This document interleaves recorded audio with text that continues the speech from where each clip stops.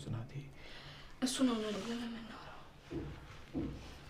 ትልቅ ጥፋት እንዳጠፋ ይገባኛል። ቢገባህማ ኖሮ ጥፋትን ከሌላ ሰው እንድሰማው አታደርገኝም ነበር። ጽናቴ ሆን ብዬ ያደረኩት ነገር አይደለም። እንዴት እንደተፈጠረ እንኳን አላውቅም። በቃ ኪራ ውስጤን አታድም። የቆሰለው ይበቃኛል።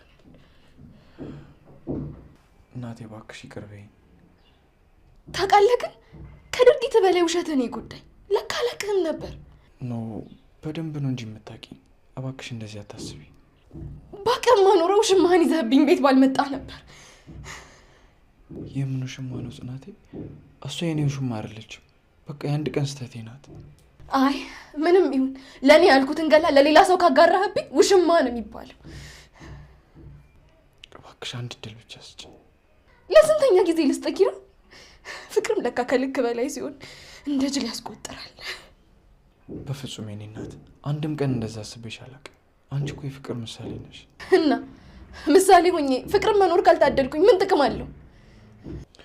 እኮ እንዳኖርሽ እኮ አንድ እድል ስጪኝ ነው የምልሽ። ለማንኛውም ልጅቷ ሳሎን እየጠበቀች ነው። እኔ አንተን ስህተት ደጋግሞ ማረሙ ደክሞኛል።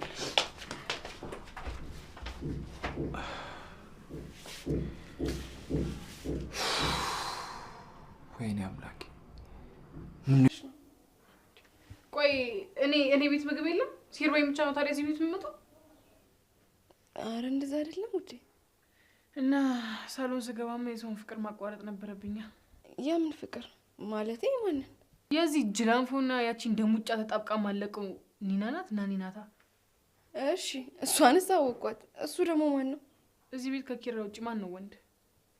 እንዴ ክብሮም ነው። እና ማን ይሆናል? አረ እሱ እኮ እንቅልፉን ተኝቷል። እና እሷ ሞግዚቱ ነች እንደዛ የምታስተኛው። ሰንያትና ደጂ እጁን ስለያዘችው ነው እንደዚህ የምትሆኝው። ወይ አንቀልባ ለግዛላትና ተዘለዋ፣ እሱ ይሻላታል።